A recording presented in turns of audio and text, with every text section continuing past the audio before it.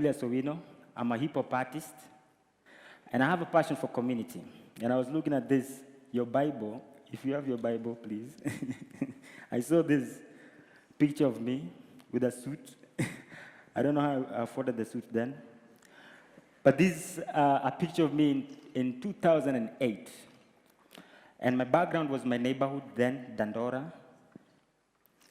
And that suit, I felt like I was really smart then. Looking at it now, I'm like, really, you know.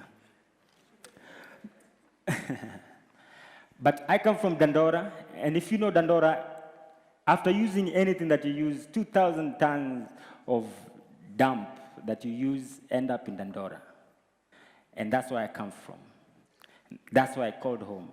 So when I read here, growing up poor, and now earning a decent living as a recording artist.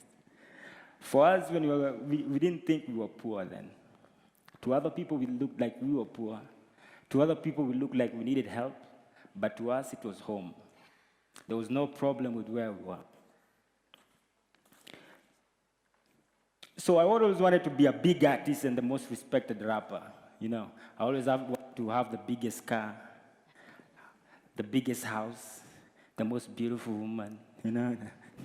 Like all of us, don't pretend. I mean, men, okay. But the biggest switch for me, the biggest switch was the realization that the poverty and the crime and the hopelessness around me provided a big canvas to paint the picture of hope, peace, and possibilities. And one of my biggest fans that I'm always proud to show off with is the Chief Justice. Chief Justice Unanipata. He wrote in one of the biggest articles, like his favorite song of all time is my single, Utawala. And Utawala, I recorded the song in 2013, just before elections. And people don't know this, but I was paid by KTN to write a song. So I wrote the song. And when I was writing the song, I was told, write something inspiring and whatever. So we put it up on TV, and it was played as a background music as they were announcing the results and talking about the elections then. Apparently, people liked the song, and they didn't even know that I was the one who sang the song, at least the chorus, that they kept asking about which song is this. And eventually, of course, we did a video and all that. And after recording the song, I think it's one of the biggest songs, at least to me until now. And it doesn't matter where I go around the country, to the smallest, to the biggest, from the richest to the poor, from the uneducated to the educated, they all know the song. And the song goes like, namsijifanye amjui sawa. Niko njaa hata siezi. Owe. Sawa, time yangu isiisha, relax. Everybody knew that song. So my point is, and I was doing this research and I was told, 48% of the world's population is below 24 years.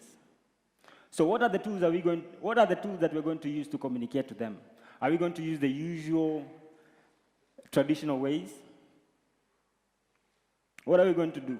Are we going to use pamphlets and conferences? Nah, because they don't come to these places. They go to clubs. These people go to concerts. These people are in the streets. The only tool you can use for now, art and music. And I've been privileged to have this opportunity. Right now, I'm the Vice Chair of Sports, Arts and Culture in KEPSA. I'm so proud of myself when I say that. And I have an opportunity to do something about it.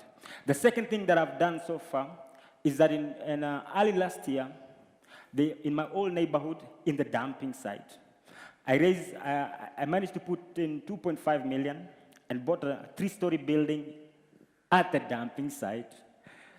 And the Chief Justice, again, of course, him and other good believers and friends put in some money. He put in a substantial amount from his pocket. And I managed to buy the property. And right now we have like, it's not well done yet, but it's good. Right now I have like 40 artists who are always there. creating an environment for them to grow, equipping them, and providing opportunity for them to be musical leaders. Just like, of course. So, to finish my point, music is powerful, and music and art is the only tool, correct me if I'm wrong, it's the only tool that breaks barriers. And if it's used deliberately, and if it's used rightfully, if it's supported, half of our problems will be sorted, because it will inspire. It will push people to do the impossible. I'm standing here because of music. When I was growing up, I used to be asked, what do you want to be when you grow up? I used to say I want to be a pilot or a doctor, so that the teacher doesn't look like, I don't look like a stupid guy. But until I found music, that's why I'm standing here. I managed to express myself. I became more confident. So it's not just about being a superstar. It's about how do you create complete and human beings. And I think one of the best tools to use is music. So as I conclude, politicians pay people to come for their rally. Sindio? But people pay to come and see musicians.